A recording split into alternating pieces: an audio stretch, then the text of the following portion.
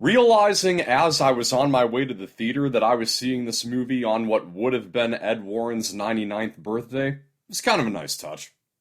The Conjuring Last Rites is the fourth and final of the core movies in the Conjuring universe.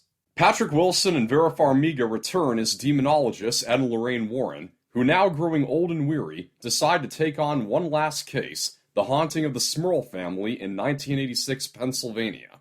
Now, despite all of the Conjuring spin-offs that have seen more bad installments than good, it's the core Conjuring movies that I have been mostly enthralled by over the years, largely because Ed and Lorraine Warren are always carrying them, and I enjoy seeing this committed couple enduring such dangerous work together. The third movie, The Devil Made Me Do It, was okay, but a noticeable downgrade from the first two. And when I knew that The Conjuring Last Rites had the same director as the third, Michael Chaves, I was not too hopeful, especially because he also brought us The Nun 2 and The Curse of La Llorona. As I was having my Conjuring marathon leading up to Last Rites, it just so happens that The Nun 2 and The Curse of La Llorona were the two movies that I just did not care to revisit because I remember them for being incredibly boring. Still, I went in thinking, if Last Rites turns out at least better than The Devil Made Me Do It, that would be a solid enough note for these movies to go out on. And well, I'm not entirely sure what to think. In some ways, it is better, and in other ways, not so much. One thing this movie does benefit from, to my pleasant surprise, is actually Michael Chaves' direction. The Devil Made Me Do It had its merit, but one thing that it was really lacking was the Midas touch of James Wan. It was the first of the Conjuring movies that he didn't direct. This time around, while I've not been fond of Michael Chaves' prior work on this franchise, I have to give him credit here. He is really striving to recapture James Wan's style by refraining from an over-reliance on jump scares and using some of those slow, uncomfortable zoom-ins as something ominous is about to happen. In one scene, as Judy Warren is reciting a little prayer that her mom taught her, unbeknownst to her, Annabelle is out of her case, rocking back and forth in a chair, drifting in and out of the shadows. It doesn't build up to a lame jump scare, it's just the unnerving visual with the unnerving atmosphere. That's not to say that there aren't some jump scares that kinda take away from the mood, but they're not so prevalent. Another spooky scene has Judy trying on her wedding dress in a room that's completely bordered with mirrors, so it's like an octagonal version of Citizen Kane. It's a scene that may have been better off without the jump scare part, but the crux of the scare is getting us shifty-eyed, glancing around at all the reflections in search of the anomaly. The soundtrack is also a highlight here. In a brief scene where Annabelle grows to life-sized, the score in that bit started giving me the heebie-jeebies. Unfortunately, it's the story and pacing that are not among this movie's strengths. The Warrens are at the point where they choose to speak on demonology without getting directly into harm's way, mostly because of the heart condition that Ed developed in the last movie. Their daughter Judy, who is only a tertiary character in the other three movies, now has a much more prominent role here, with the main focus on their family dynamic, with her being grown up and engaged, and Ed being wary about the man to whom he might be giving his daughter away. The endgame of all this is to write the story to be the send-off for the Warrens, and while the movie adequately accomplishes that, with Patrick Wilson and Vera Farmiga continuing to thrive in the roles, the problem is that it's so preoccupied with being the Warrens' swan song that the case of the Smurl haunting takes a back seat. What thrusts Ed and Lorraine into action is when they follow Judy to Pennsylvania after she hears from a priest that Father Gordon had been there, even though the priest states that he doesn't know why. Really? You have no idea why Father Gordon could have been there?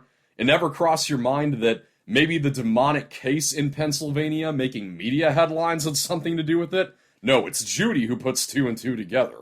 Now, one way that The Conjuring 1 and 2 stood out among the paranormal horror genre was in the heart-to-heart connections that Ed and Lorraine made with the people getting tormented by the evil. We could clearly see that it wasn't just the unusual job that was important to them. They truly cared about having the victims rest assured that they weren't alone through all the terror.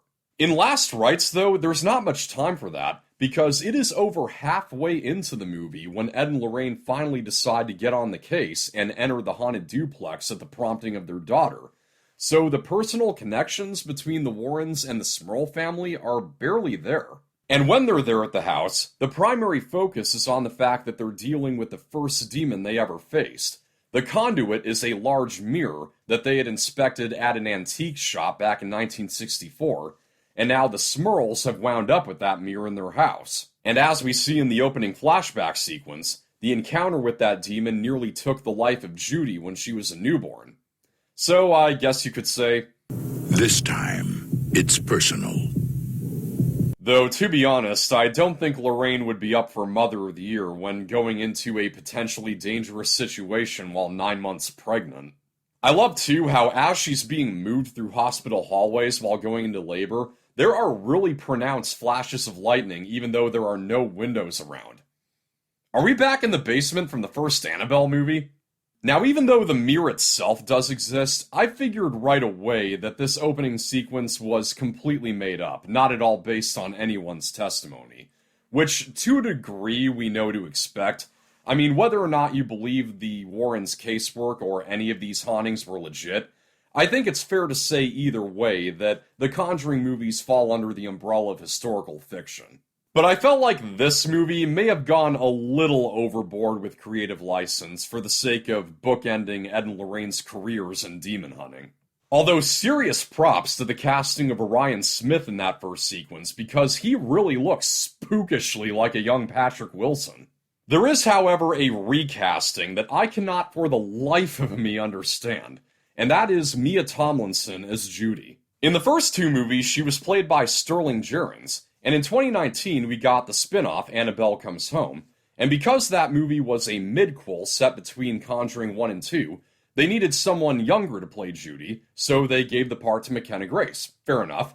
And then when Conjuring 3 came around, went back to Sterling Jerens. Now, Last Rites takes place 5 years after The Devil Made Me Do It, and it's been 4 years since the release of that movie, so needless to say, Sterling Jerens is still in the right age range to take the role again. Except apparently not. Every source is saying they needed someone older for the part. Not that Mia Tomlinson does a bad job, but when Judy is clearly stated to be 22 years old, where on earth is the logic in replacing the 21-year-old actress you had with someone who's obviously 30? And when Sterling Jerens had been playing the part in a minor role since she was 8, it would have been courteous to give her the big final opportunity to shine in the major role the character now has.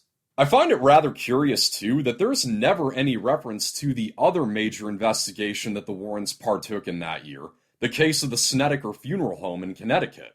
I do understand not making an installment that's entirely centered around that case because there's already been a Haunting in Connecticut movie, but maybe they could have touched on it early in the movie like The Conjuring 2 did with Amityville. I just find it odd that these movies would cover all but one of the Warrens' major works. So The Conjuring Last Rites doesn't hold a candle to the first two movies, as I never really thought it would. Putting it up against The Devil Made Me Do It, it's a little scarier with an improvement in Michael Schaub's direction, but it's less focused with too much of the runtime taken up before it gets into the meat of the event. So I am really torn as to which one is better. It's not quite the satisfying conclusion I was hoping for, but the franchise doesn't crash and burn with it either. It is what it is, an average finale that has its mountains of God and its valleys of the shadow of death. Scoring on the Factor Facts, I'm going to give The Conjuring Last Rites a 59%. That's a wrap, thank you for watching, I hope you found this review helpful. Like and share, subscribe for more, this is Pop Culture, I'm Alex Pop.